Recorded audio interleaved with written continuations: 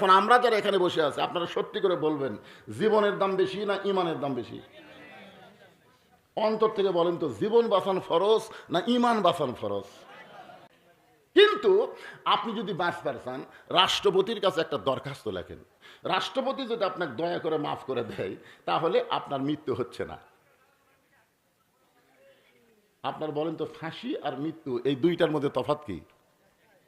একটাই।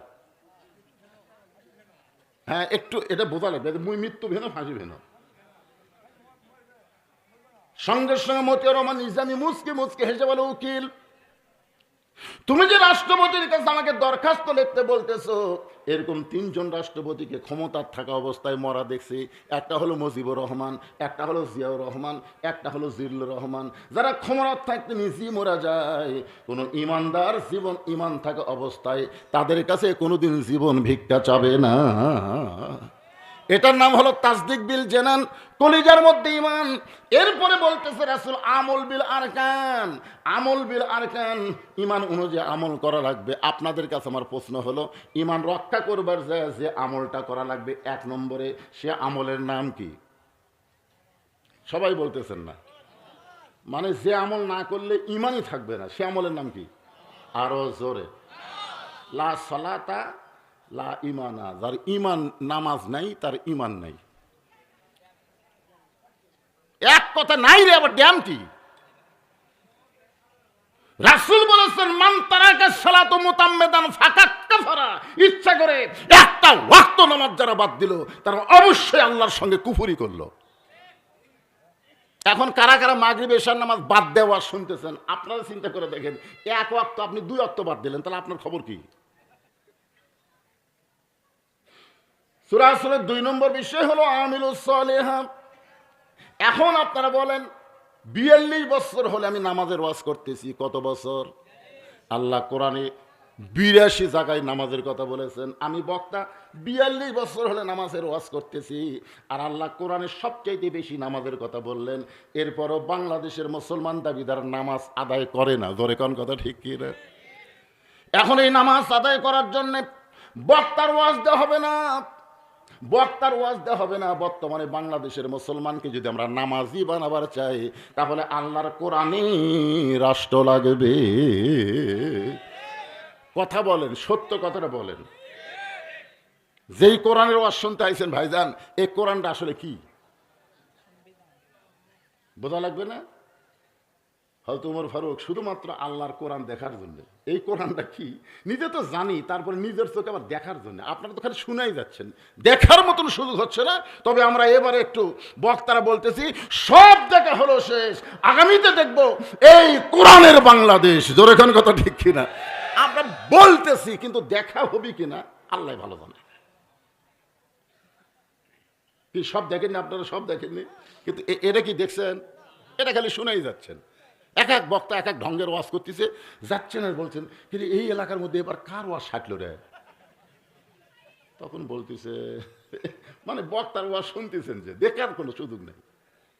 কিন্তু হযরত ওমর আল্লাহর কোরআন দেখার জন্যে মদিনার অলি গলি ঘুরতে গিয়ে হঠাৎ দেখতে পায় 2 পাহাড়ের মাঝখানে বিস্তীর্ণ মরুভূমি। ওই মরুভূমির মধ্যে একজন রাখাল উট আর দুম্বা চড়ায়। হযরত ওমর আল্লাহর কোরআনকে দেখার জন্য রাখালকে সালাম দিলেন, আসসালামু আলাইকুম রাখাল ভাই, আমার পেটে ক্ষুধা লাগছে, আমি উটের 1 পেয়ালা দুধ চাই। রাখাল মুচকি মুচকি হাসে। ওমর ফারুক বলে, রাখাল, আমি তোমার সালাম দিলাম, তোমার কাছে উটের দুধ চাইলাম, তুমি সালামের উত্তর দিলা না, উটের দুধ দিবা কিনা সেটাও বলো না, তুমি মুচকি মুচকি হাসার কারণ কি? রাখাল বলে, পথিক, আমি তোমার সালামের উত্তর দিব, উটের দুধও তোমাকে দিব, কিন্তু আগে জানতে হবে তোমার পরিচয়। তুমি যে আমারে সালাম দিলে, উটের দুধ চাইলে, তুমি আসলে কে? ওমর ফারুক চিন্তায় পড়ে গেলেন। শুধুমাত্র আল্লাহর কোরআন দেখার জন্যে আমি অর্ধ পৃথিবীর খলিফা ছদ্মবেশ ধারণ করেছি। এখন রাখালের কাছে যদি আমার পরিচয়টা দিয়ে দেই, তাহলে গুমর তো ফাঁস হয়ে যাবে। ওমর যখন এই চিন্তা করতেছে, আল্লাহর কোরআন বলে, ওমর, রাখাল যখন তোমার পরিচয় চাইছে, তুমি আসল পরিচয় দাও। তোমার আসল পরিচয় তুমি ওমর না, আসল পরিচয় তুমি খলিফা না, আসল পরিচয় তুমি বজলু না, আসল পরিচয় তুমি বক্তা না, আসল পরিচয় পরিচয় হলো মিল্লাতা আবিকুম ইব্রাহিম হুয়া সাম্মাকুমুল মুসলিমিন। আসল পরিচয় হলো তোমার জাতির পিতা ইব্রাহিম, যিনি তোমার নাম রেখেছে মুসলমান। ওমর ফারুক বলে, রাখাল ভাই, আমার পরিচয় যদি জানতে চাও তাহলে আমার পরিচয় হলো আমি একজন মুসলমান। রাখাল মুসকে মুসকে হাসে। ওমর ফারুক বলে, আবার হাসো কেন? বলে, হাসার কারণ হলো তুমি আসল না নকল। ওমর ফারুক তো চিন্তা পড়ে গেল, কারণ মুসলমান তো মুসলমানই, যেরকম কথা ঠিক কিনা? ওমর ফারুক বললেন, রাখাল, মুসলমান তো মুসলমানের মধ্যে আসল নকল কি? রাখাল বলতে যে আসল মুসলমান যারা হবে তারা চাওয়ার ব্যাপারে সতর্ক থাকবে। আসল মুসলমান জীবন যাবে কিন্তু আল্লাহ ছাড়া কারো কাছে কোনোদিন হাত পাতাবে না। সুবহানাল্লাহ কন না কেন? আসল মুসলমানের স্বীকারোক্তি হলো ইয়াকা নাবুদু ও ইয়াকা নাস্তাইন, আমরা গোলামি করি কার? তাহলে হাত পাতাবো কার কাছে? তো তুমি যদি আসল মুসলমান হও, তুমি দুধ চাইলে কার কাছে? চুম করছো, ওর হরেক চুম করছো। ওরে বাবা রে, আল্লাহর কোরআন যখন দুনিয়াতে চালু থাকবে, উমর যদি ভুল করে একটা রাখাল পর্যন্ত তার ভুল ধরার সাহস পাবে। সুবহানাল্লাহ না কেন? আপনারা বলেন তো, বর্তমান বাংলাদেশে কোন জায়গায় আল্লাহর আইন চালু আছে? আছে। মসজিদের মধ্যে ইমাম টাইটেল পাস, তারপরে কামেল পাস, তারপর দাওরা পাস। ইমাম সাহেব কোরআনের হাফেজ, এতগুলো যোগ্যতা ইমামের আছে। তারপর ইমাম যদি আসরের 4 রাকাত নামাজে 3 রাকাতে বসে, সাধারণ একজন ভ্যান চালক ওই 2 নম্বর কাতারে আছে। কে রে? আসরের বই তো 2 রাকাত পর 4 রাকাত পর, কিন্তু হুজুর যে 3 রাকাত বসলো। আল্লাহু আকবার।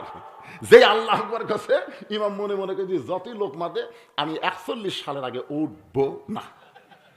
আপনারা বলেন তো, এই মনে করে ইমাম যদি বসেই থাকে তাহলে সমস্ত মুসল্লি ওই ভ্যানালার পক্ষে না নেতার পক্ষে? কেন ভ্যানালার পক্ষে? ইমাম, তোমাকে আমরা ইক্তেদা করব ততক্ষণ, তুমি নবীর তরিকা মোতাবেক নামাজ পড়াবে যতক্ষণ। নবীর তরিকা বাদ দিয়ে তুমি নিজের তরিকা বানালে লোকমা দেব, যদি না দাঁড়াও তোমাকে বাদ দিয়ে নতুন একটা ইমাম বানাবো। কারণ মসজিদ হলো আল্লাহর ঘর, একমাত্র আল্লাহর আইন চলবে, মানুষের কোনো নীতি চলবে না। জোরে কোন কথা ঠিক? ওমর ফারুক চোখের পানি নিয়ে বলে, রাখাল, চাওয়ার ব্যাপারে আমার ভুল হয়ে গেছে। রাখাল, চাওয়ার ব্যাপারে আমার ভুল হয়ে গেছে। ওমর ফারুক বলে, রাখাল, ভুলটা যখন স্বীকার করছো তাহলে আল্লাহ তোমাকে তওবা করার সুযোগ দিয়েছে। যেরকম আমি অনেক মাহফিল আওয়ামী লীগদের বলি যে, ভাই, তোমরা যারা বাংলাদেশে আসো, ওই লুকানো নেতার কথা শুনে এই লকডাউন শাটডাউন তোমরা করবো না, কারণ ওরা তো আছে সেফ জায়গায়। ধরে কোন জায়গায় কথা কন না কেন? এই যারা মাঝে মধ্যে বিবৃতি দিচ্ছে ফেসবুকে, এরা বাংলাদেশে আছে, ওরা লুকা থেকে বলতেছে লকডাউন শাটডাউন। এই কথা শুনে কতগুলো চামচে গেছে ভাই, পাশা লাল। ধরে কি লাল?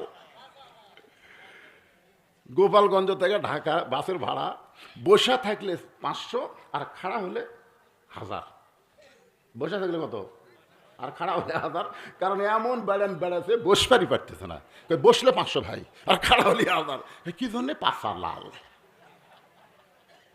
যেই দলের একটা মেম্বার থেকে প্রধানমন্ত্রী পর্যন্ত পলায় যায়, সেই দল করে যারা ভুল করছেন আজকে তারা স্বীকার করে তওবা করেন। এখন আপনাদের তওবা করার সুযোগ আছে। ধরে কোন কথা বলেন? রাখাল বলতেছে, পথিক ওমর ফারুককে বলতেছেন, ভুলটা যখন স্বীকার করেছো আল্লাহ তোমাকে তওবা করার সুযোগ দিয়েছে। ওমর ফারুক বলে, রাখাল, তাহলে আমি তওবা করতেছি। রাখাল বলে, তুমি মূর্খ মানুষ, তুমি তওবা কেমনে করবা? বরং আমি তওবা করাই, তুমি আমার সঙ্গে তওবা পড়ো। ওমর ফারুক বলে, রাখাল, আমি মূর্খ এই কথা তোমাকে কে বললো? আপনার বলেন তো, ওমর ফারুক কি মূর্খ? রাসূল বলেছেন, আমার পরে কেউ যদি নবী হতো লাউ কানা ওমর, আল্লাহ ওমরকে নবী বানায় দিত। রাখাল বলতে, তুমি মূর্খ মানুষ। ওমর ফারুক বললেন, আমার মধ্যে মূর্খামির কি দেখলা? রাখাল বলতে, চাওয়ার ব্যাপারে যে সতর্ক থাকে না, এই দুনিয়ার সব চাইতে বড় মূর্খ। ওমর ফারুক বলে, ঠিক আছে রাখাল, তাহলে তুমি আমার তওবা পড়াও। এবার রাখাল হযরত ওমরকে তওবা পড়াচ্ছেন, আস্তাগফিরুল্লাহ আল্লাযী লা ইলাহা ইল্লা হুয়াল হাইয়ুল কাইয়্যুম আতুবু ইলাইহি। ওমর ফারুক তওবা পড়ার পরে বলতেছ, রাখাল ভাই, আল্লাহর রাস্তে উঠার 1 পেয়ালা দুধ দাও। রাখাল মুস্কি মুস্কি হাসে। ওমর ফারুক বলে, রাখাল আবার হাসতেছে কেন? রাখাল বলে, এই মাত্র তওবা করার পরে তুমি আবার মুনাফিকি করলে। যেই বলছে এইদিকে কে গল্প করে, এই সাইডে কে গল্প করে, এই দেখেন তো দেখেন তো, কোরআনের মাহফিল বাদ দিয়ে বাহিরে যারা গল্প করে এরা হলো সবচাইতে বড় দুর্নীতিবাদ। জোরে কোন কথা ঠিক কিনা?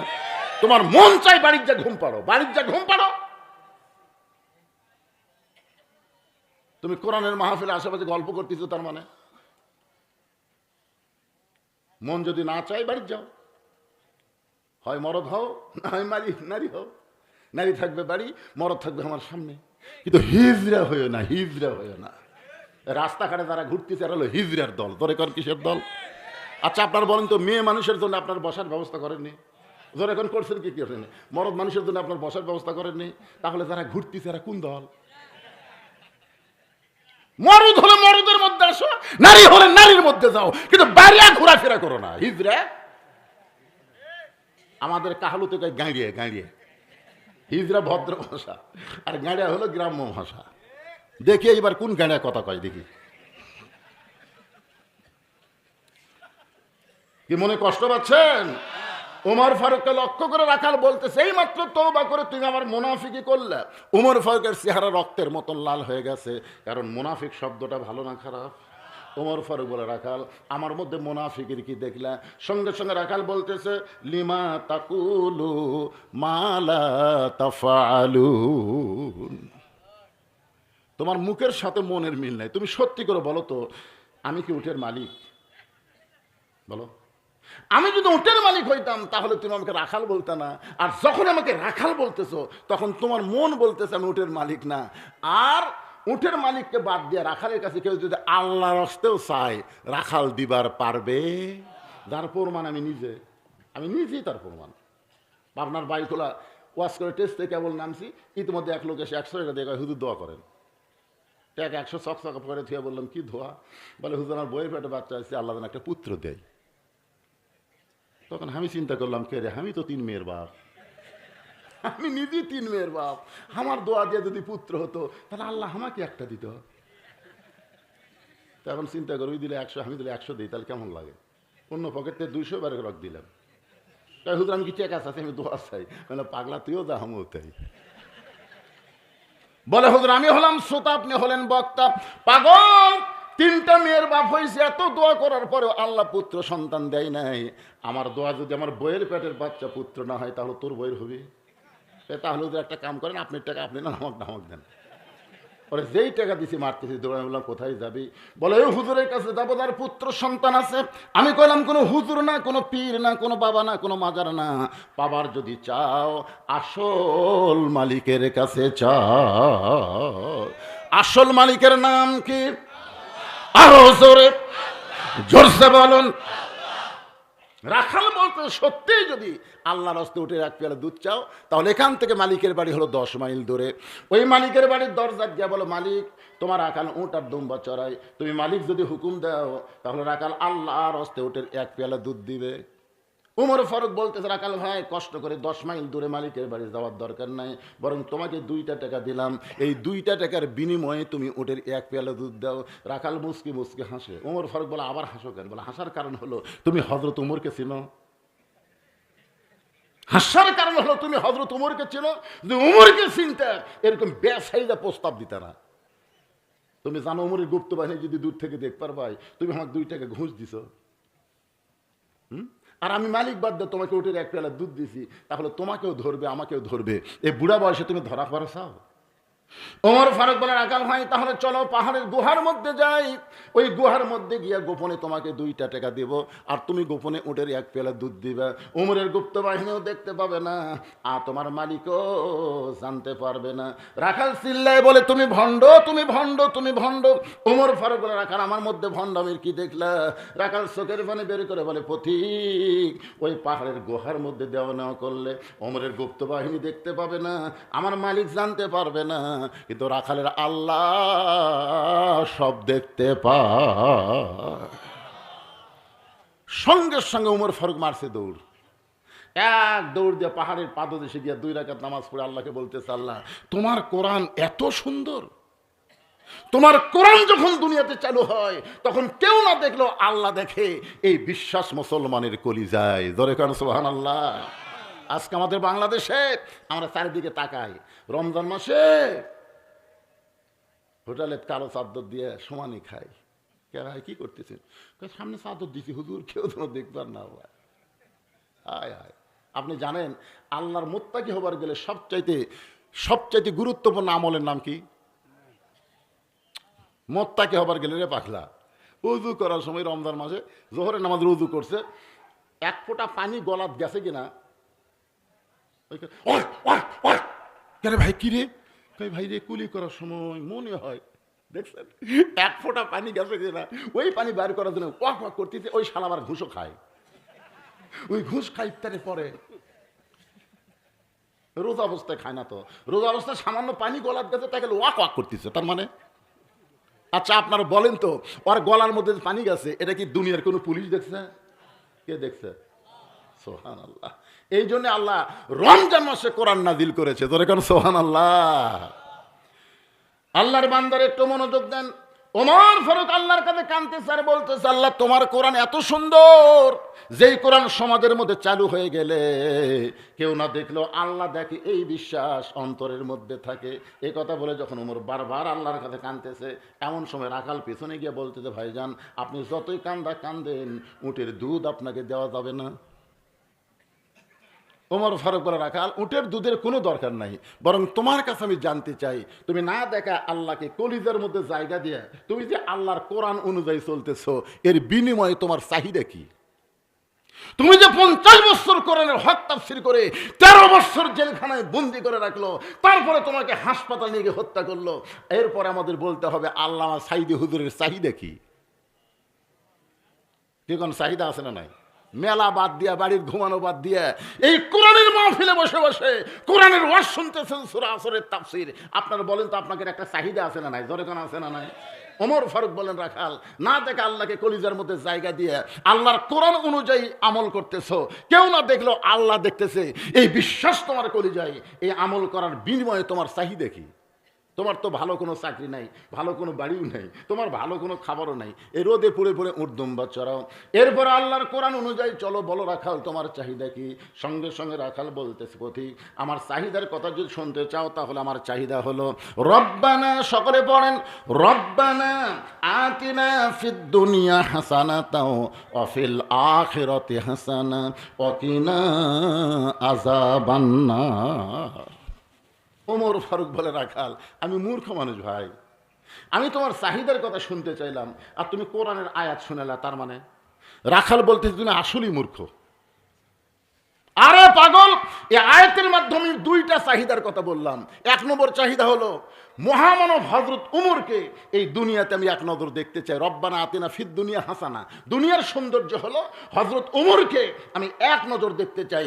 যে উমর আল্লাহর কোরআন দিয়ে রাষ্ট্র চালানোর কারণে আমার মতন রাখাল না দেখা আল্লাহকে কলিজার মধ্যে জায়গা দিবার পারছি, সেই হযরত উমরকে যদি একটা বার দেখতে পাইতাম ভাইজান, আমার দুনিয়ার চাহিদা আল্লাহ পুরা করত। আমার 2 নম্বর চাহিদা হলো আমি রাখাল যখন মরে যাব, এই কোরআনকে আমল করার কারণে অধম রাখালকে আল্লাহ যেন জান্নাত দেয়। তাহলে রাখালের চাহিদা কয়টা? 1 নম্বর চাহিদা কি? কেন হযরত উমরকে এক নজর দেখবে? কারণ কি? ভালো নেতা দেখার চেষ্টা করা দরকার।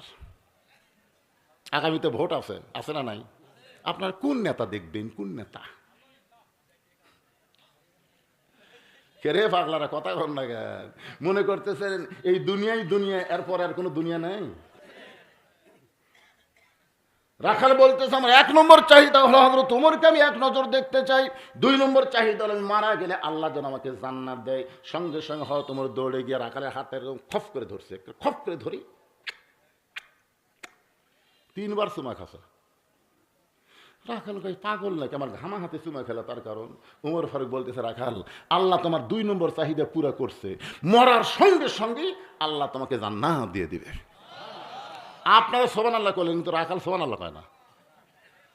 ওমর ফারুক বলে, রাখাল মরার সঙ্গে সঙ্গে আল্লাহ তোমাকে জান্নাত দিয়ে দিবে।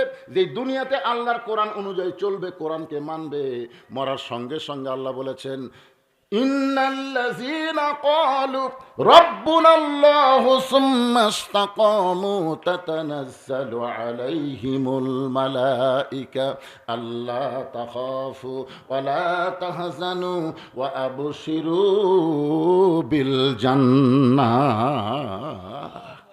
এরপরেও রাখাল সুবহানাল্লাহ কয় না। উমর ফারুক বলে, রাখাল মরার সঙ্গে সঙ্গে আল্লাহ তোমাকে জান্নাত দিবে, সুবহানাল্লাহ কও।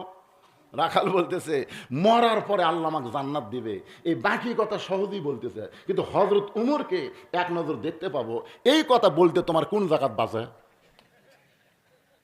আপনার বলেন তো, একটা হলো নগদ, একটা হলো বাকি। উমরকে দেখা কি কথা কয় না, উমরকে দেখা কি ভালো নেতা দেখা কি আর জান্নাত। আপনারা দুনিয়া ভালো না করে রব্বানা আতিনা ফিদ দুনিয়া হাসানা, দুনিয়া যদি ভালো না হয় তার আখিরাত কোনোদিন ভালো হবে না। আর দুনিয়া ভালো করতে গেলে আল্লাহর কোরআনকে দেখা লাগবে, জোরে কোন কথা ঠিক কি না? আর আল্লাহর কোরআন অনুযায়ী কারা চলতে বলে, এই ধরনের নেতা আমাকে দেখার দরকার আছে না নাই? জোরে কোন আছে না নাই? মরিয়ে গেলে জান্নাত পাবো, এ বাকি কথা ভালোই বলতেছো, কিন্তু হযরত ওমরকে এক নজর দেখতে পাবো, এই নগদ কথা বলতে তোমার কোন জায়গাত বাজে?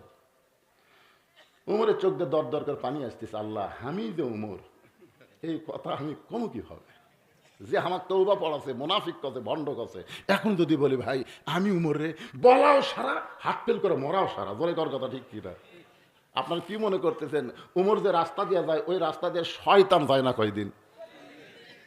আর সে উমরও কি পড়াছে মনে রাখেন, তওবা পড়াছে, জোরে কোন কি পড়াছে? মুনাফিক কছে, ভণ্ড কছে। এখন যদি বলে ভাই আমি উমর, বলাও সারা, রাখাল হাত ফেল করে মরাও সারা। উমর ফারুক যখন চিন্তায় পড়ে গেল, এমন সময় আল্লাহর কোরআন বলতেছে দুউ ইলা সাবিলি রাব্বিকা বিল হিকমা। উমর তুমি যে উমর, এইটা ডাইরেক্ট না বলে হিকমতের সাথে বলো। উমর ফারুক বলে, রাখাল ভাই সত্যি যদি উমরকে দেখতে চাও তাহলে ফজরের নামাজ তোমাকে সামনে কাতারে আদায় করা লাগবে। ফজরের নামাজ যদি সামনে কাতারে আদায় করো, মেহরাবের মধ্যে লক্ষ্য করে দেখবে যেই মানুষটা ইমামতি করতেছে ওই মানুষটি হলেন হযরত উমর। এখন আপনারা বলেন, আল্লাহর কোরআন দিয়ে যখন রাষ্ট্র চলবে তখন কিন্তু তিনি নেতা হওয়ার পারবেন না। নেতা হবার গেলে মসজিদের ইমাম হওয়া লাগবে। কথা না করলেও ঠিক, আপনারা তারা মুখ বন্ধ করে আছেন, আল্লাহ বোবা করে মারবেন, একটু বোবা করে মারবেন। তিনি নেতা হওয়ার পারবেন না, নেতা হবার গেলে আগে মসজিদের ইমাম হওয়া লাগবে। ধরে কথা কন না কেন ভাইজান, কি হওয়া লাগবে? উমরকে যদি দেখবার চাও সংসদ ভবনে যাও, উমরকে যদি দেখবার চাও গণভবনে যাও। না, উমরকে যদি দেখবার চাও ফজরের নামাজ সামনে কাতারে পড়ো। সামনে কাতারে নামাজ পড়তে গিয়ে দেখবে যেই মানুষটা ইমামতি করতেছে ওই মানুষটি হলেন হযরত উমর। রাখাল ছোট বাচ্চার মতন কান্দে। উমর ফারুক বলে, কান্দো কেন? বলে, কান্দার কারণ হলো আমি বারান্দার নামাজ পড়ি, আমি মসজিদের ভিতরে কোনোদিন ঢোকার সাহস পাই না, কারণ মসজিদের মধ্যে দামি দামি সাহাবী, ওই দামি দামি সাহের মধ্যে আমি একটা সাধারণ রাখাল কেমনে যাই? ওমর ফারুক বলেন, রাখাল মসজিদের মধ্যে দামি দামি আর তুমি কম দামি, এই কথা তোমাকে বুঝালো কে? আমি সিয়ারত বসে ওয়াজ করতেছি, আপনারা মাটির বসে ওয়াজ শুনতেছেন, আমি দামি আর আপনারা কম দামি, এই কথা আপনাকে বুঝালো কে? হাসরের ময়দানে দেখা যাবে অনেক বক্তার জিব্বাত আল্লাহ বশির দিয়ে টাইনে টানে জাহান্নামত নিয়ে যাবে, অনেক শ্রোতাকে আল্লাহ বিনা হিসাবে জান্নাত দিয়ে দিবে। কারণ কি জানেন? বক্তারা বকা উল্লেখ খালি বকে যাচ্ছে, আর শ্রোতারা আমল করে জান্নাতি হয়ে যাচ্ছে। সুবহানাল্লাহ কন্যা কেন ভাইজান? তাহলে আমি সিয়ারত বসে আছি বলে আপনি ছাড়া বুঝছেন, আপনি করছেন আমার কথা, আমি চেয়ারে বসে আছি বলে আমি দামি আপনারা কম দামি, এইটা না। কে দামি কে কম দামি এইটা বলেছেন আল্লাহ। ইন্না আকরামাকুম ইনদাল্লাহি আতকাকুম, ওই ব্যক্তি সবচাইতে দামি হয় যার কলিজার মধ্যে আল্লাহর বেশি ভয়। সুবহানাল্লাহ কন্যা খান। ওমর ফারুক বলে, রাখাল সত্যি যদি উমরকে দেখতে চাও তাহলে তোমাকে সামনে কাতারে নামাজ পড়া লাগবে। রাখাল বলতেছে, আজকে এশার নামাজ পড়ার পরে আমি আর বাড়ি যাচ্ছি না। ওমর ফারুক বললেন, কেন যাবা না? বলে, এশার নামাজ পড়ে যদি বাড়িতে যাই তাহলে সামনে কাতার কেমনি পাই? ওমর ফারুক বললেন, রাখাল এশা থেকে ফজর অনেক লম্বা সময়, যদি ঘুম ধরে না তুমি এশার নামাজ পড়ে বাড়িতে না যায় ফজর নামাজ সামনে কাতারে ধরবে, কিন্তু এই সময় যদি ঘুম ধরে। রাখাল বলতে, ঘুম যদি ধরে তাহলে মসজিদের মধ্যেই ঘুমে যাবো। যেই কছে মসজিদের মধ্যে ঘুমামো, ওমর ফারুকের চেহারা রক্তের মতো লাল করে, মসজিদের মধ্যে ঘুম পাড়ার দলিল দে। তুই যে মসজিদে ঘুম পাড়বি তার একটা দলিল থাকা লাগবে নাকি ভাই? ঘুম তো দূরের কথা, ঘুমের মধ্যে তো মানুষ বেহুশ হয়ে যায়, খালি ফিস ফিস করে বাড়তিছে। ওই যদি খালি ঠিক মতো আর না হয়, তাহলে ওই মসজিদে যদি কেউ চেতন থাকে থাকা পারবে? ওরা সবাই চলে গেছে, কিন্তু এই তিনজন মুসল্লি জোহরের নামাজ পড়ে 4টা ফ্যান দিছে। কয়টা? 4টা ফ্যান দিয়ে 1-1 ঘন্টা গল্প করতেছে। ফেরেশতারা বলতেছে আল্লাহ ফাইজা কুদিয়াতি সালাহ ফান্তাশিরুল আরদ, নামাজ হয়ে গেল, সবাই চলে গেল, কিন্তু এরা তিনজন যে 4 ফ্যান দিয়ে গল্প করতেছে, রেজাল্ট কি? আল্লাহ বলতে যতক্ষণ মাথার উপর ফ্যান ঘুরিছে, এই ফ্যানের কারেন্টের বিল এই তিনজন আলাদাভাবে না দেওয়া পর্যন্ত এরা জান্নাতে যাওয়ার পারবে না। কারণ মসজিদ আর বাপের ঘর না, ইচ্ছা মতো গল্প মারবি। জোরে কোন কথা ঠিক কিনা? মসজিদকে তোমার বাপের ঘর, মসজিদ কার ঘর? আরো জোরে। মসজিদ ঢোকার কথাও যেমন আছে, বের হওয়ার কথাও আছে। জোরে কোন আছে না নাই? আল্লাহ কোরআনে বললেন ইজা নুদিয়া লিস-সালাতি মিয়াউমিল জুমআ ফাসাউ ইলা যিকরিল্লাহ। জুমাতে যখন মসজিদের আযান হবে, ওই আযান শোনার সঙ্গে সঙ্গে মসজিদ দিকে যাওয়া লাগবে। হুকুম কার? এই হুকুম মানে আপনার এলাকায় দেখবেন জুমার দিনে সবার শেষে আসা আগে যায়। এদের সংখ্যা কম না বেশি? আসবি শেষে, যাবে আগে। আসে পুরানা স্যান্ডেল নতুনের কাছে থুবি, যাওয়ার সময় নতুন পাহর দিয়ে যাবি। ধরা পড়লি বলবি বদল হসে ভাই, বদল হসে ভাই। তাহলে 7-8 শালার জুতের বাড়ি। আজ পর্যন্ত আমরা কোনোদিন দেখলাম না যে নতুন স্যান্ডেল থুয়ে পুরাতন পাহর দিয়ে গেছে। কোনোদিন দেখছেন? এ কথা কন না কেন, সত্যি কথার কথা। দেখছেন যতবার বদল হওয়ার ইতিহাস হলো পুরাতন থুয়ে নতুন লেখে, এর বদল। এই জন্য আল্লাহ কোরআনে বললেন ফাওয়াইলুল লিল মুসাল্লিন আল্লাযীনা হুম আন সালাতিহিম সাহুন আল্লাযীনা হুম ইরাউন ওয়া ইয়ামনাউনাল মাউন। আল্লাহু আকবার। ওমর ফারুক বলে রাখাল, আযানের গুরুত্ব দাও। 5 ওয়াক্ত নামাজের মধ্যে সবচাইতে গুরুত্বপূর্ণ আযানের নাম কি? 5 ওয়াক্ত নামাজের মধ্যে সবচেয়ে গুরুত্বপূর্ণ আযানের নাম কি? আযানের কে রে বারে, এরা কি কবার পারে না নাকি? আপনার বলেন তো, কোন আযানের মধ্যে একই শব্দের অন্য আযানে যে নাই, এই শব্দ 2 বার বেশি কয়, সে আযান কি? এই যুবকেরা যারা ফেসবুক চালাও 1টা-2টা পর্যন্ত, তোমরা যখন ঘুমায় যাও এই শব্দ তোমরা শুনবার পাও। শব্দগুলো কি? আসসালাতু খায়রুম মিনান নাওম, আসসালাতু খায়রুম মিনান নাওম। ঘুম হইতে নামাজ অতি উত্তম। আযানের গুরুত্ব দিও। এতদিন রাখাল নামাজ পড়ছে কোথায়? বারান্দায়। জোরে কোন কোথায়? আজকে নামাজ পড়বে কোন জায়গায়? সামনে কাতারে। জোরে কোন কোথায়? ভিতরে না, সামনে কাতারে। ওমর ফারুককে দেখার জন্য ভিতরে পড়লে হবি তাই? সামনে কাতারে পাগল। মসজিদ নববী কত বড়, এদের হাজি সাহেব করে দেখেন, বিশাল। এখন সামনে কাতারে নামাজ পড়বে, আযানের গুরুত্ব কম না বেশি? আপনারা বলেন তো, যেই মুসল্লি বারান্দায় নামাজ পড়ে এরা আযানের গুরুত্ব দেয় না একামতের? বারান্দার যে নামাজ পড়ে আযানের গুরুত্ব দেয়? ওরা খালি ঘড়ি দেখে আকামত কখন দিবি, আকামত কখন দিবি। 4টার সময় আকামত হবি, ওই দেখবেন 2 মিনিট আগে আসবি। আসে ওর আর ভিতরে জায়গা নেই, ওই বারান্দাত খাড়া আছে। শয়তান কিছুই বলতেছে না, খালি বলতেছে নিয়ত কর, নিয়ত কর। তারপরে তো কি করা দরকার? যেই নিয়ত করছি ইলা জিহাদুল কাবাতি শরীফত আল্লাহু আকবার, তখন শয়তান বলতে দেখে রে তুই যে তাড়াতাড়ি দোকানের তালা দিয়ে লিসাবি। মানে এই গোপীনাথপুরের মসজিদের বারান্দাত কারা নামাজ পড়ে? এই দোকানদাররাই বেশি পড়ে। তুই যে তাড়াতাড়ি তালা দিয়ে লিসাবি। রে এমন সময় মনে হলো রে চাবির কথা কি করি। তখন এই হাত আগে টান দিছে, আগে ডান হাত টান। ভিতরে না ঢুকলে বোঝার উপায় নাই। এখন সামনে কাতারে এসপি দাঁড়াচ্ছে, একটা মুসল্লি ছাড়া কাতার পুরা হচ্ছে না।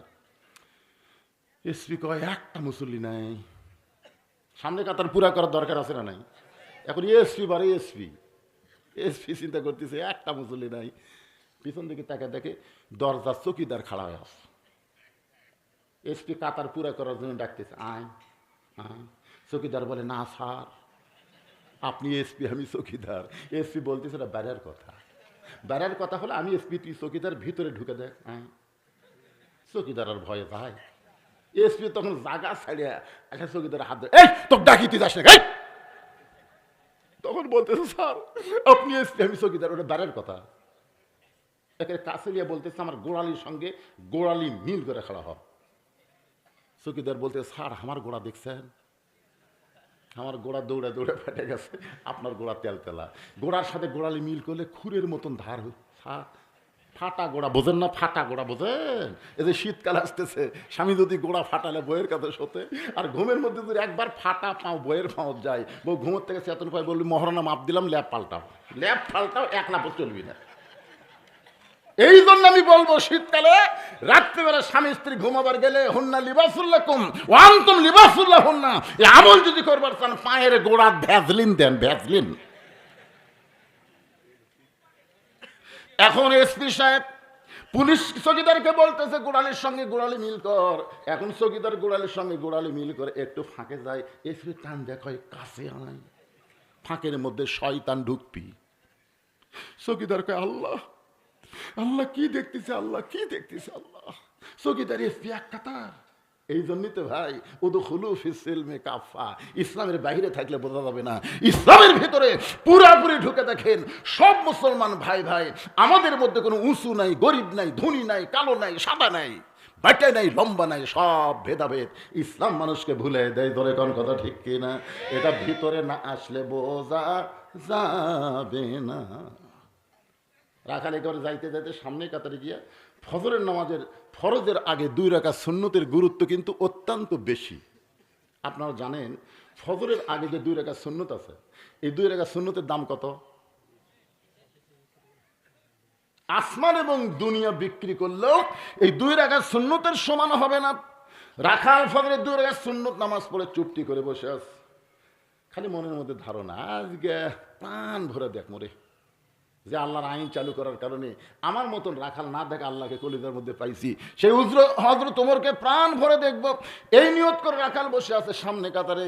এমন সময় এক সাহাবী মসজিদের মধ্যে ঢুকে দেখে জায়গা নাই। জায়গা নাই মানে ওই সাহাবী যে জায়গায় নামাজ পড়ে ওই জায়গাত বসে আছে। ওই সাহাবীর নাম হলো ওসমান গনি। জোরে কার নাম কি? নাম শুনছেন? ওসমান গনি। চিন্তা করতেছে, আমার জায়গাত কে বসে আছে? আপনারা চিন্তা করেন তো, মসজিদে শুধু একজনের জায়গা দখল, শুধু ইমাম সাহেব। ইমাম সাহেবের জায়গাত কেউ যাবার পারবে না, ঠিক কিনা বলেন? কিন্তু ওসমান গনি তোর ইমাম না। কিন্তু ওসমান গনি কেন বলতেছে আমার জায়গাত কে বসে আছে? এ কেন বলার পিছনে কারণ হলো আল্লাহর নবী। আল্লাহ নবী বলেছেন, আমি যখন ইমামতি করব, আমি বরাবর পিছনে যিনি দাঁড়াবে তার নাম হলো আবু বকর। আবু বকর যখন ইমামতি করবে, আবু বকর বরাবর যিনি পিছনে দাঁড়াবে তার নাম হলো ওমর। ওমর যখন ইমামতি করবে, ওমর বরাবর পিছনে যিনি দাঁড়াবে তার নাম হলো ওসমান। ওসমান যখন ইমাম হবে, ওসমান বরাবর পিছনে যিনি দাঁড়াবে তার নাম হলো হযরত আলী। আলী যখন ইমামতি করবে, আলী বরাবর পিছনে। এই পিছনে শব্দ উল্লেখ করে কে দাঁড়াবে, নবী আর নাম কয় না। সাহেব বললেন, হুজুর তাহলে হযরত আলী যখন ইমামতি করবে, আলী বরাবর পিছনে কে দাঁড়াবে? সঙ্গে সঙ্গে রাসূল বললেন, মা ইয়ান্তিকু আনিল হাওয়া ইন হুয়া ইল্লা ওয়াহয়ুন ইউহা। আমি নবী ততক্ষণ পর্যন্ত বলতে পারি না যতক্ষণ আল্লাহ না বলায়। ওই আলী পর্যন্তই হলো খোলাফায়ে রাশিদিন। সুবহানাল্লাহ বলেন। তাহলে হযরত ওমর যখন ইমামতি করবে, ওমর বরাবর পিছনে কে দাঁড়াবে? কথা কয় না, জোরে কন, কে দাঁড়াবে? কিন্তু আয়েশা দেখে জায়গা দখল। প্রত্যেক জুম্মায় সানি খুতবার মধ্যে ইমাম সাহেব আপনাদের শোনায়, আল হায়াউন ওসমান। ওসমান হলো সবচাইতে শর্মিন্দা, সবচাইতে নরম। চিন্তা করতেছে, আমার জায়গার যখন একজন বসে আছে, থাক, শরম বেশিছে। কাছে যায় দেখে রাখালের পাশে ফাঁকা জায়গা। ওই ফাঁকা জায়গায় ওসমান গনি 2 রাকাত সুন্নত নামাজ পড়ে রাখালের দিকে পর পর 3 বার তাকাছে। কয়বার? কোনোদিনও দেখেনি, আজকেই প্রথম। একটু দেখার দরকার আছে না নাই? যারকে শরম কম, শোনেন, যারকে শরম কম তার এক দেখায় কাম সারবি, এক দেখাতেই কাম সারবি।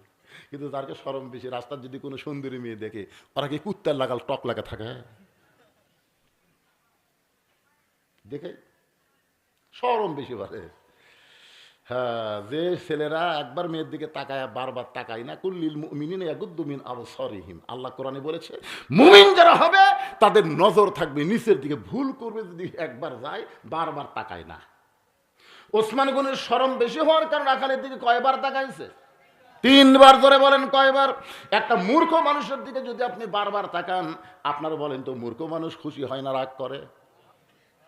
কেমন রাগ করে, আপনার তো টাকা নিয়ে আমি তাকাছি, মানে আমার গাড়ির সাথে ভ্যানের হুক বেঁধে দিবে, অটো ভ্যানের হুক। আমি ড্রাইভারকে বললাম মাটিতে নামা, ওই নামাবি না, ওই পাইলট। এখনকার অটো ভ্যান যারা চলায় এরা হলো পাইলট। ধরে করে এরা কি ওরে বাবা, মানে উড়ে যাচ্ছে রে, কিন্তু তুই জানবো না তোর ব্রেক দুর্বল। এই জন্য ভাইজান অটো ভ্যান চড়া মাত্রই আপনাকে বলবেন তোর ব্রেক দুর্বল, চাকা চিকন, চাকা চিকন, ব্রেক দুর্বল, আস্তে আস্তে চলা।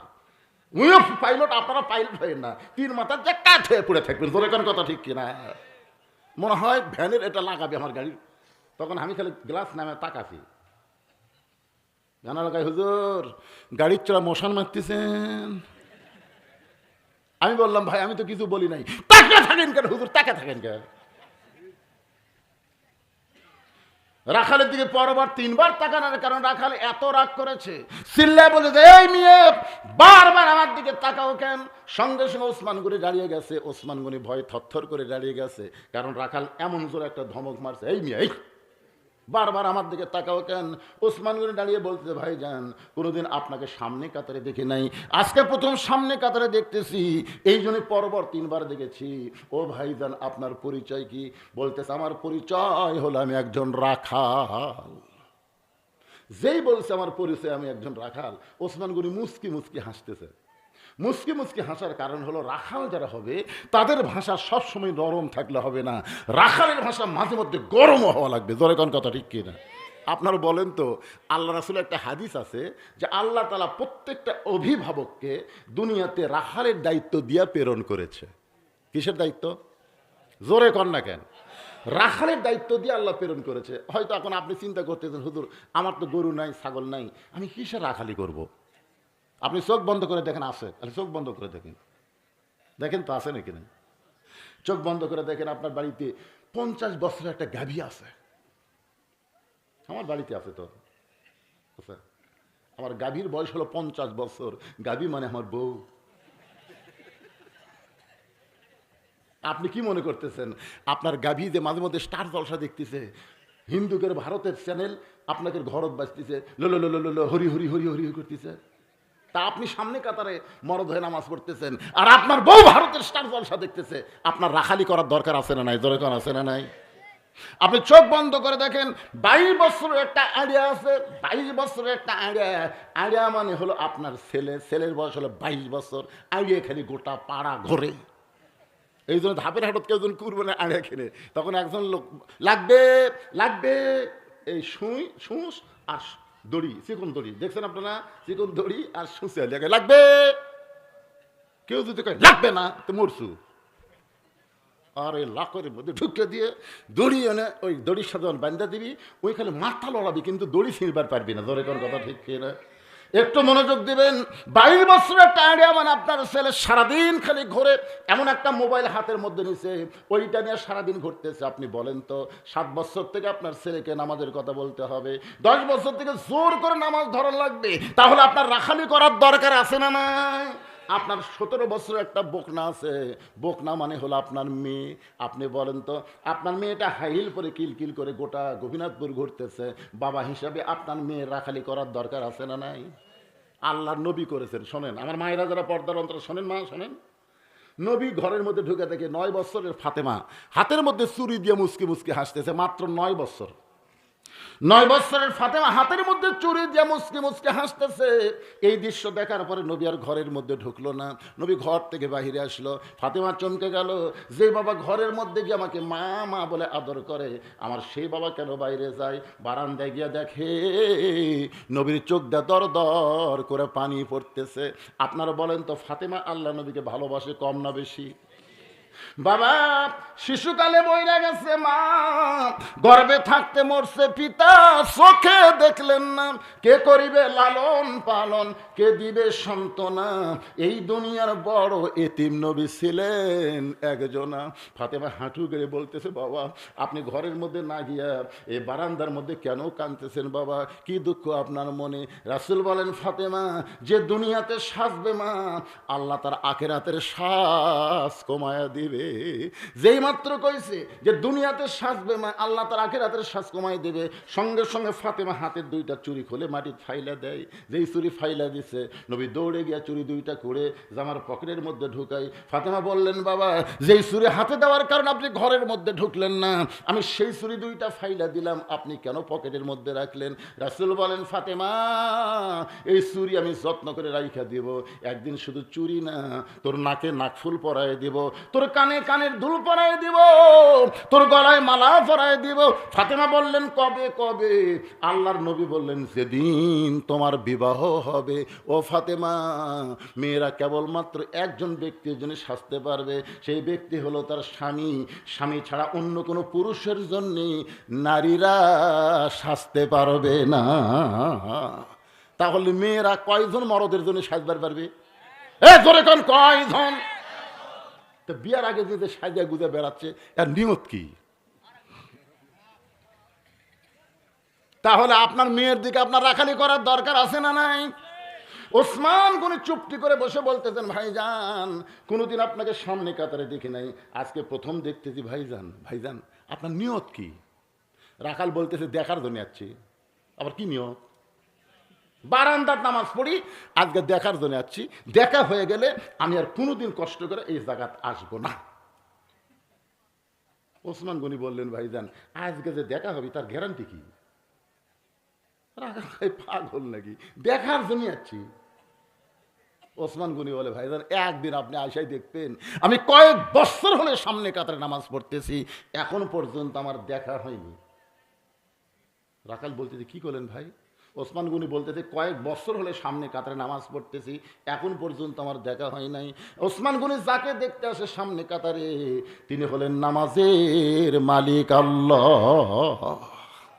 আপনারা বলেন তো, নামাজের মধ্যে কি আল্লাহ দেখা যায়? এ না কে কলরা? না বলা মাত্রই নবীর হাদিসকে অস্বীকার করা হবে। আনতা আবুদুল্লাহ কাআন্নাকা তারাহু ফাইন লাম তাকুন তারাহু ফাইন্নাহু ইয়ারাকা। এটা একটা হাদিস। আর একটা হাদিস হচ্ছে as-সালাতু মিরাজুল মুমিনিন, নামাজ হচ্ছে মুমিনদের জন্য মেরাজ। এই দুইটা হাদিসের দ্বারা বোঝা যায় দেখা যায় যদি ভালো চোখ হয়। আমাকে এই চোখ দেখান হবে না, এই চোখ দেখ, চশমা পরা লাগবি, চশমা। আল্লাহর বান্দার একটু গুরুত্ব দিবেন। ওসমান গনির সামনে কাতারে নামাজ পড়ে কাকে দেখার জন্যে? জোরে বলেন কাকে? আর রাখাল সামনে কাতারে আসবে কাকে দেখার জন্যে? ওমরকে। দুইজনই দেখবে, একজন দেখবে আল্লাহ, আর একজন দেখবেন আল্লাহ ওয়ালা। রাখাল বলতে যে, ভাই একটা কাজ করেন।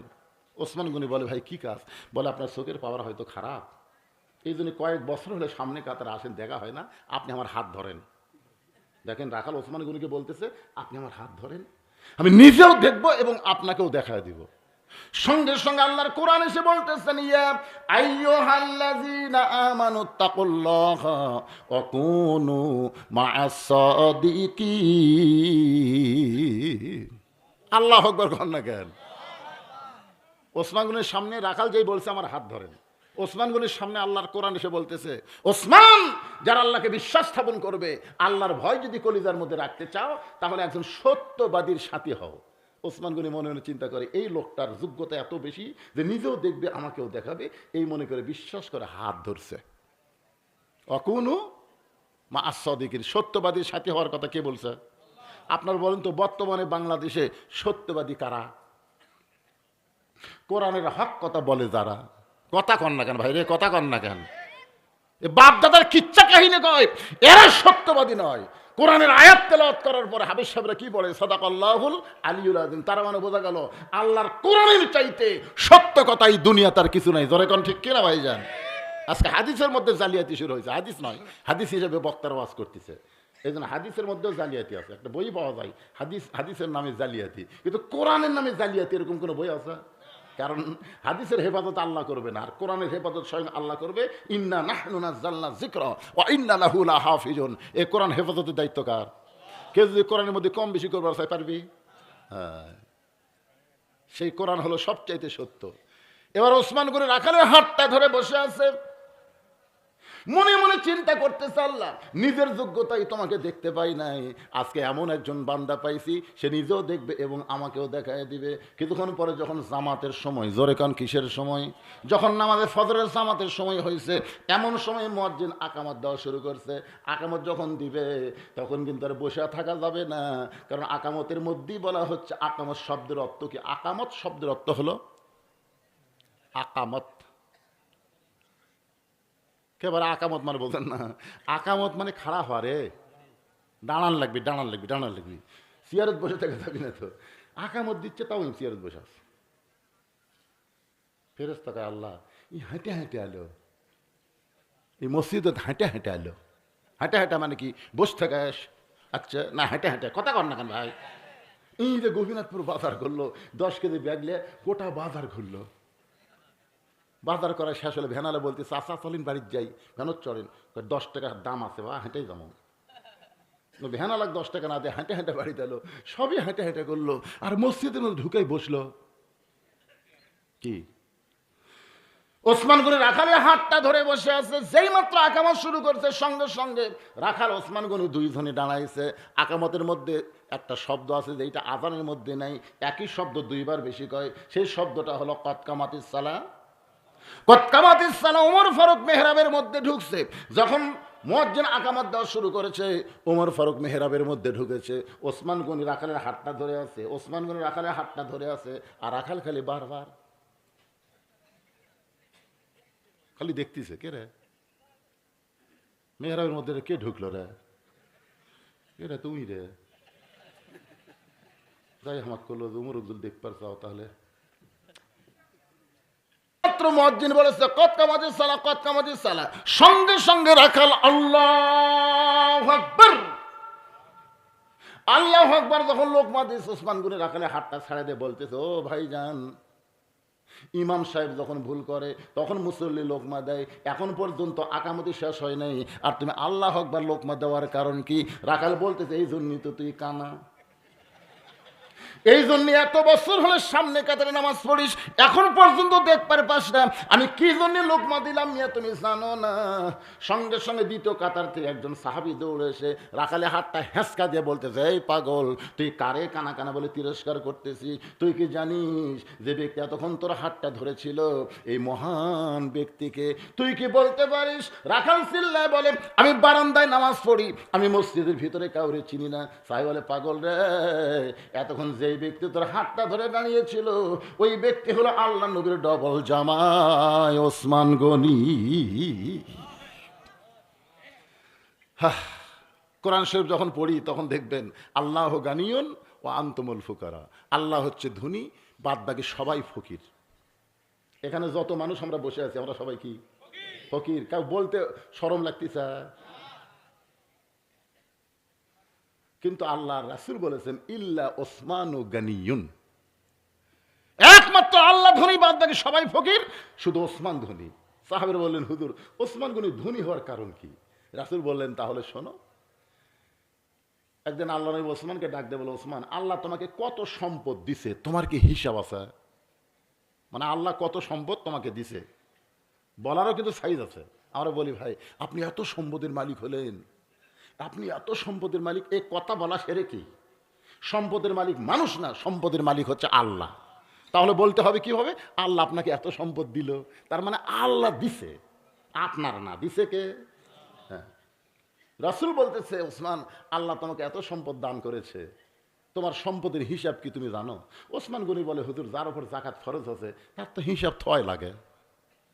আপনারা বলেন তো, হিসাব ছাড়া যাকাত দিয়ে পারবেন? মন চাচ্ছে আমার এত আছে, বা মুষ্টিমে কিছু দিয়ে দিন, এটা চলবে না। শতকরা 2.5 টাকা দেওয়া লাগবে, 100 টাকার 2.5 টাকা, 100 টাকার কথা কন না কেন? 100 টাকার কোন ব্যক্তি যদি বেশিও দেয় তাও হবে না, কম দাও তাও হবে না, হিসাব করে দেওয়া লাগবে। ওসমান গনি বলতেছে, একটা হিসাব তো আমার আছেই। রাসূল বললেন, বাবা কি হিসাব? বললেন, হুজুর, আল্লাহ আমাকে যত সম্পদ দিছে, এই সম্পদ যেই গুদামে রাখা লাগে, সেই গুদামে যে তালা দেওয়া হয়, যে গুদামে সম্পদ রাখি, এই গুদামের যে তালা দেওয়া হয়, এই তালার চাবি টানতে একটা উট হিমশিম খায়। তাহলে কত গুদাম আছে, কত তালা দিয়েছে, তালা টানার জন্য কিন্তু না, চাবি চাবি চাবি টানতে গিয়ে একটা উট হিমশিম খায়। আল্লাহ রাসূল ওসমান, আল্লাহ তোমাকে যে সম্পদ দিয়েছে এই সম্পদ যদি আল্লাহ ফেরত চায়, যত সম্পদ আল্লাহ দিছে এই সম্পদ আল্লাহ বলতে আমাকে দে রে ওসমান, আমাকে দে, তাহলে তুমি কি করবে? এই কথা শুনে ওসমান গনি মারছে দৌড়।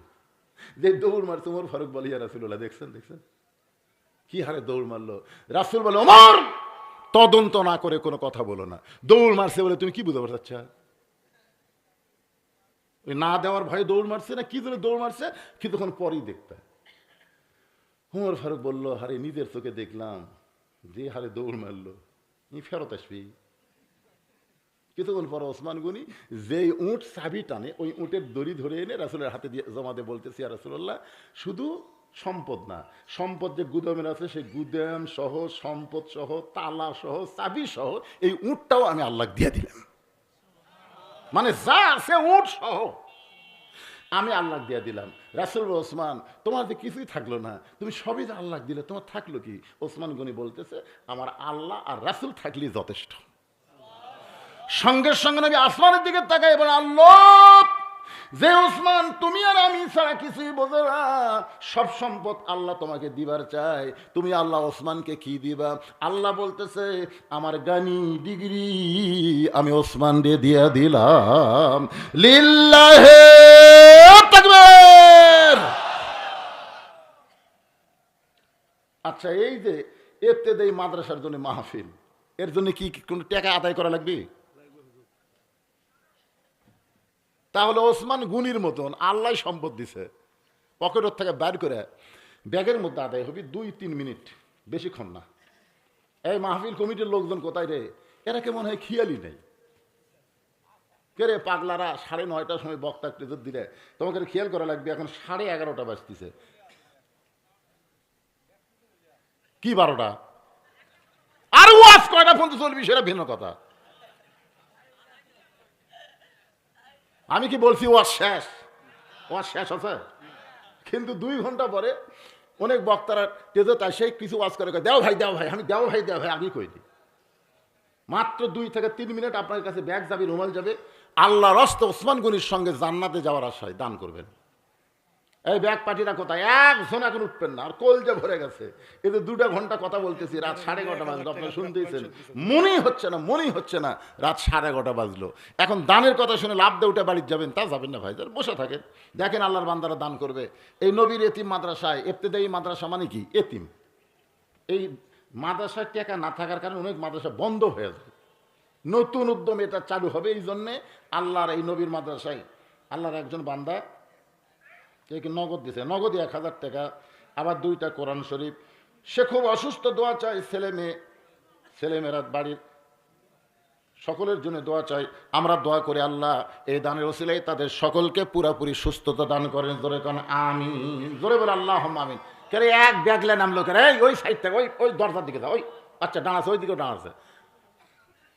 হ্যাঁ, সবাই দিয়ে দেন বাবা, 10, 20, 50, 100 টাকা জীবনের শেষ দান মনে করে দিয়ে দিবেন। কত হালে কত টাকা পয়সা কত দিকে চইলা যায়, আল্লাহর নবীর ঘরে দান করিলে এটা দুনিয়া এবং আখেরাতে। একজন লোক যদি উঠে অন্যদিকে যান, ওর দেখার দিকে যে কয়টা লোক উঠবি, সমস্ত লোক ওটার পাপ আল্লাহর কান্দর দিবে। যে ওয়াজ শোনার সময় তোরা উঠিস নাই, টাকা দেওয়ার সময় উঠতেছিস কেন? আপনাকে বলা হচ্ছে 10,000 টাকা দেন, 20,000 টাকা দেন, মনে যা চাই ওই ব্যাগের মধ্যে দিয়ে দিবেন, যার মনে যা চাই আল্লাহর রাস্তায় দিয়ে দিবেন। এবং বিশ্বাস করবেন, হতে পারে এই দান আপনার জীবনের শেষ দান। কি কোনো হতে পারে কি পারে না? এখান থেকে বাড়ি যাওয়ার গ্যারান্টি যদি নাই, তো পকেট করে টাকা নিয়ে কোথায় যাবেন ভাই? দেন 10, 20, 50, 100 টাকা আল্লাহর রাস্তায় দিয়ে দেন। দুনিয়ারই টাকা পয়সা দুনিয়াতে রবে, ফকির হয়ে মানুষ কবরেতে যাবে। দিয়া আল্লাহ বোঝে মন, কাইডা নিতে কতক্ষণ। আল্লাহ দিয়া মন বোঝে, আবার যে কোনো সময় কাইডা নিবার পারে। বাবা কান্দে, মা কান্দে, কবরেতে শুয়া দেখলি না রে দরদের বেটা, একবারও আসিয়া বাবার কথা মনে করে, মায়ের কথা মনে করে এই নবীর মাদ্রাসায়, এতিম মাদ্রাসায়, ইবতেদায়ী স্বতন্ত্র মাদ্রাসায় একটা কোরআন শরীফ দান করতে পারবেন। মাত্র 200 টাকা দিলে একটা কোরআন শরীফ দান করার সওয়াব আল্লাহ আপনার বাপ মার কবরে দিয়ে দিবে। ইবতেদায়ী মাদ্রাসায় 200 টাকা দিবেন, একটা কোরআন শরীফ দান করার সওয়াব আল্লাহ আপনার বাপ মার কবরে দিবে। এখানে এমন কোন আল্লাহর বান্দা আছে যার বাপ মার কবরের কথা চিন্তা করে একটা কোরআন শরীফ বাবদ মাত্র 200 টাকা দিবেন? ভাই এখন অনেকে দিবার আছে, কিন্তু আপনার টেস্ট যে হারে করতেছেন, আমি তো হাত দিয়ে লেওয়াও কঠিন। আরে নাম লেখা পরে ছেলেদের 200 টাকা দিবি, এটা লিবেন কি করে? এবার তুই যেন পাও তোলা দিস না, এটা ফিরে যাবি কিন্তু না। আপনাকে এই এই এলাকার এই টেস্টগুলো এরকম করে করেন, আর আমাকে দিকে টেস্ট এরকম সোজা করে করে, সোজা করে করলে বক্তার কাছাকাছি আসা যায়। এদিকে স্যাও করে দেওয়ার কি দরকার? এত মশানের দরকার কি? এতে মাদ্রাসা ভাঙ্গা যাচ্ছে, এদিকে মশান নেই। হ্যাঁ, কোরআন শরীফই তো। আপনি 200 টাকা দিবেন, আপনার বাপ মার জন্য একটা কোরআন দানের সওয়াব আল্লাহ দিয়ে দিবে। এই যে মায়ের কথা মনে করে 200 টাকা দান করেছে আল্লাহ, কোরআন শরীফ বাবদ আল্লাহ মায়ের কবরকে জান্নাতের টুকরা বানায় দেন। মায়ের মতন আপন কেহ নাই রে দুনিয়ায়, মা জননী নাই রে যাহার এই দুনিয়ায় তাহার কেহ নাই, মায়ের মতন আপন কেহ নাই রে দুনিয়ায়। কি বাকি কি লিবেন? বাকি কি না, বাকি কি ধান তোলেন না, চাউল না, কি লিবেন? আলু লিয়ে কি করবেন? আলুর যে অবস্থা না, এখন যদি কেউ বলে ভাই 20 বস্তা আলু দেবো, স্টোর থেকে তুলে নিয়ে আয়, 20 বস্তা আলু দান কোনো স্টোর থেকে নিয়ে আয়, ভাই আপনি লিবেন? তোর আলু দান আবার বাড়ি স্যার আল্লাহ আলুওয়ালাদের মন খুশি করে দাও, জোরে করে আমিন। মাশাআল্লাহ, কোরআন শরীফ কেনার জন্য আল্লাহর একজন বান্দা 200 টাকা দান করেছে। আল্লাহ আল্লাহ দানের ওসিলায় বাপ মার কবরকে জান্নাতের টুকরা বানায় দেন। আপনাদের মধ্যে আলু দেন, আলু আবাদ করতেছেন, হুজুর আলু হলে দান কর্ম, হুজুর একটু বলেন মাদ্রাসার জন্য, একটু বলেন ভাই। আপনার এই যে গোপীনাথপুর,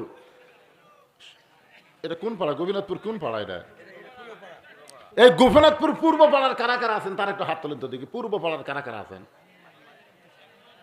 আপনি প্রতিষ্ঠাতা, কিন্তু আপনার সামনে তো একটা লোকও পুরো পাড়ার নাই। এই পূর্ব পাড়া বাদ দেয় কারা কারা আছেন তার একটা হাত তোলেন তো দেখি। এই সব লোক বাড়ের। আচ্ছা ঠিক আছে, বোঝা গেল আপনাদের মাদ্রাসার অবস্থা খুবই কাহিল। আপনারা মাদ্রাসা মনে হয় চাচ্ছেন না। এই যে ভাইজান যে কথাটা বললো, আজকে প্রাইমারিতে ছাত্র অভাব নাই, বালিকা বিদ্যালয়ে ছাত্র অভাব নাই, হাই স্কুলের ছাত্র অভাব নাই, আর এত যে মাদ্রাসার ছাত্র নাই, কি একদম বাগডম ঘোলাডম সাথে ঢাক ঢোলক ঝদর বাজে ওই শিক্ষা দিয়ে বেটার উসিলায় জান্নাতে যাবে? এত সোজা না। ছেলেরে কোরআন শরীফ শিক্ষা দেন, ইকরা বিসমি রাব্বিকাল্লাযী খলাক, পড়ো তোমার আল্লাহর নামে, যিনি যে আল্লাহ তোমাকে সৃষ্টি করেছেন। আজকে সেই কোরআনের ইবতেদায়ী মাদ্রাসা চালু করবেন আপনারা, বন্ধ হবে কেন? কোনো গ্রামে মাদ্রাসা চালু হয়ে যদি বন্ধ হয়, ওই গ্রামে আল্লাহর গজব নেমে আসে, গজব গজব।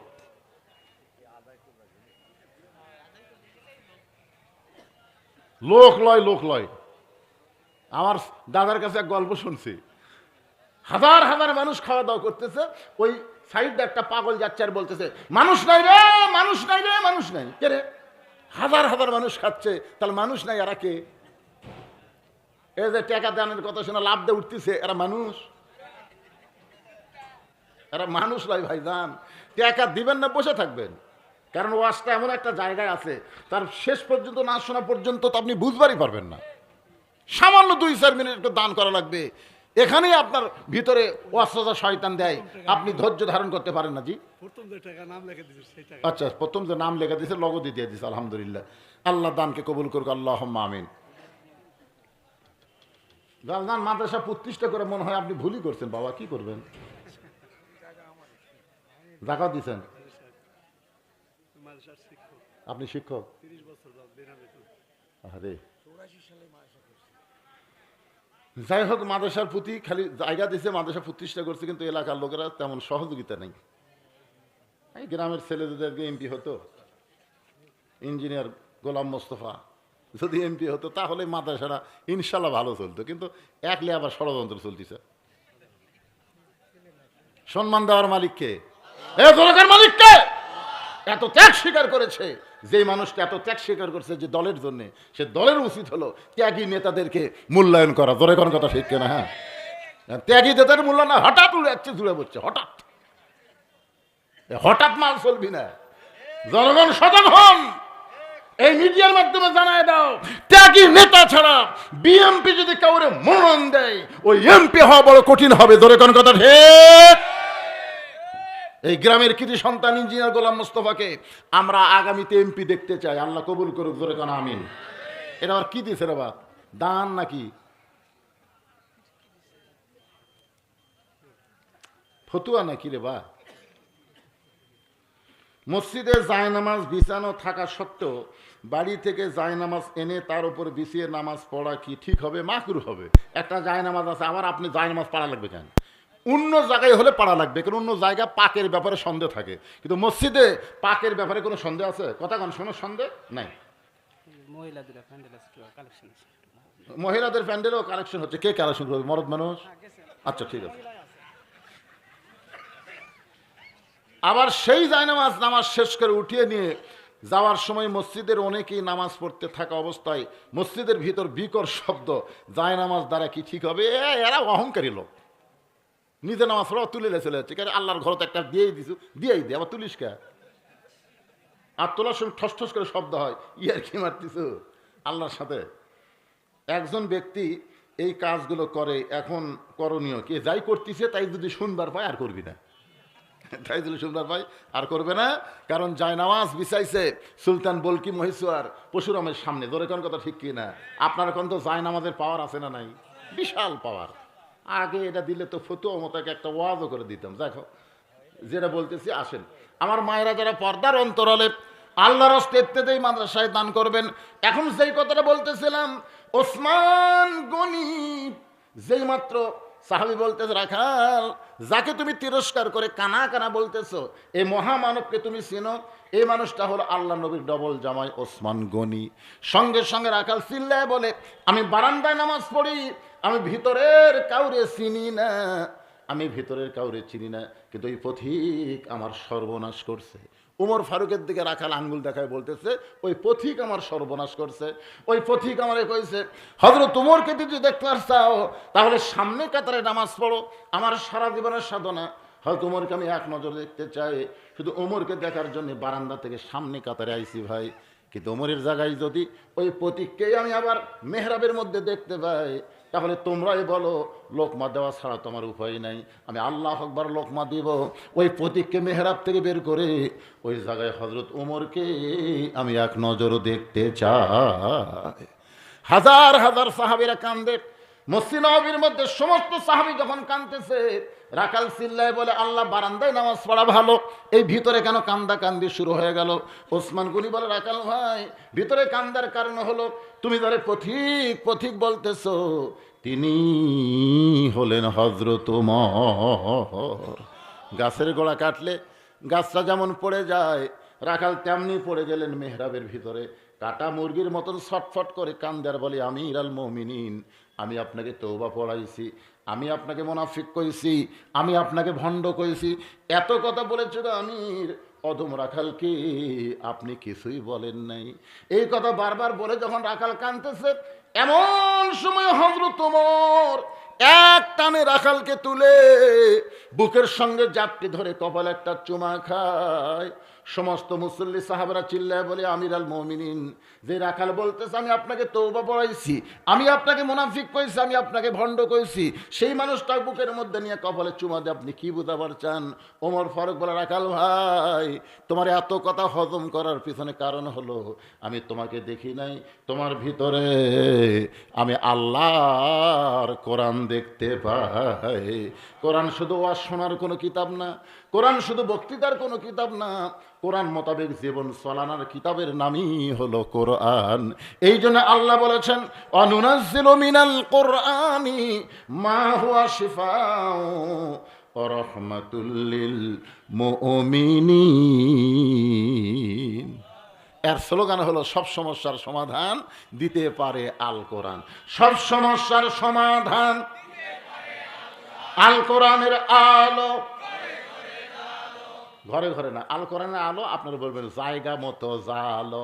আল কোরআনের আলো, এই জায়গা মতো মানে সব জায়গায়, কোনো জায়গা বাদ দেওয়া যাবে না, সব জায়গায় আল্লাহর কোরআনের আলোর দরকার আছে না? না আল্লাহ আজকের এই গোপীনাথপুর পুরোপাড়ার ইত্যাদি মাদ্রাসার কল্পে মাহফিলকে আল্লাহ তুমি কবুল করে নাও। গ্রামের মধ্যে একটা শোকের ছায়া, কারণ ইঞ্জিনিয়ার গোলাম মোস্তফা সাহেব যদি আজকে নমিনেশন পেত, গোটা গ্রাম আনন্দে উদ্দোলিত হতো। যেরকম কথা ঠিক কিনা? গ্রামের সন্তান, এটা আমি জানি, ঢোকা পাওয়ার পর থেকে বুঝতে পারছি।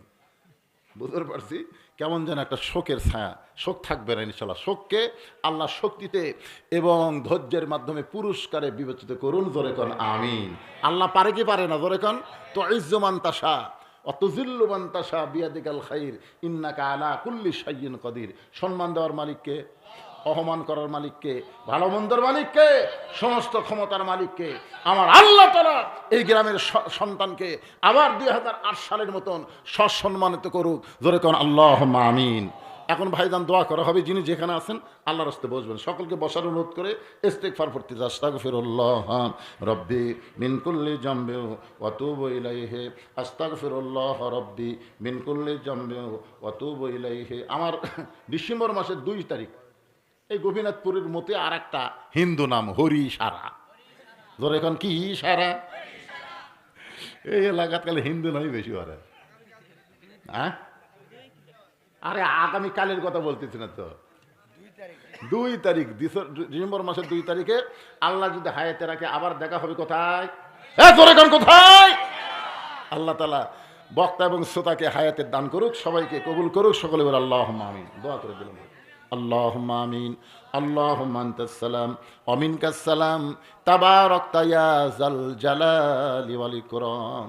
আয় আল্লাহ তাআলা, তোমার বান্দারা সেই মাগরিবের নামাজের পর থেকে এই গভীর রাত পর্যন্ত জান্নাতের বাগানে বসে বসে আলোচনা শোনার শেষে আমি গুনাহগারের সঙ্গে রহমতের দরজায় ফকির হয়ে দোখানা হাত তুলেছে। মেহেরবানি করে আজকের মাহফিল আমাদের সকলের হেদায়েতের জন্যে, নাজাতের জন্যে, জান্নাতের জন্যে কবুল করো।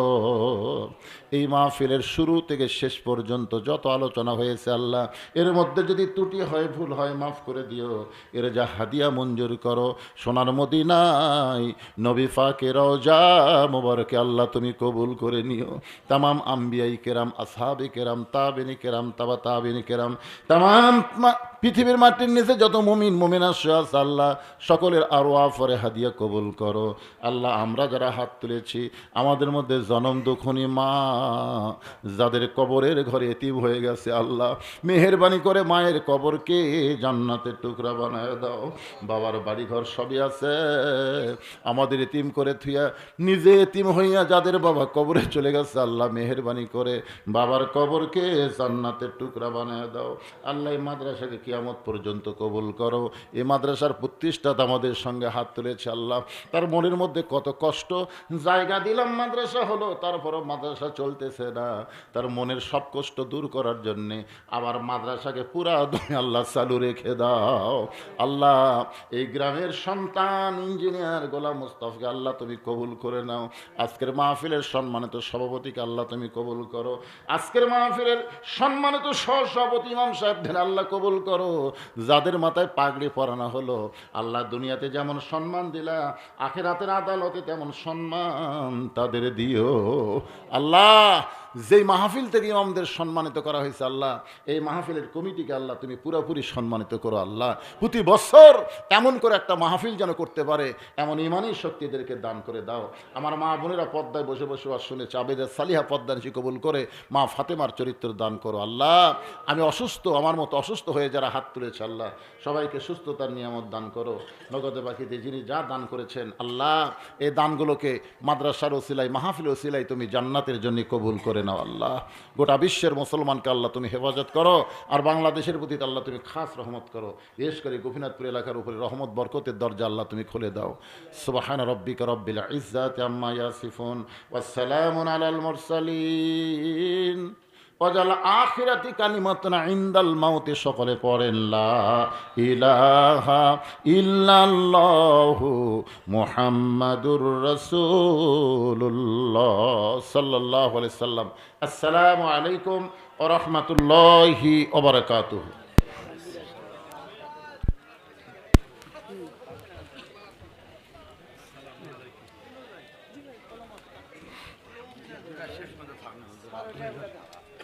গুণ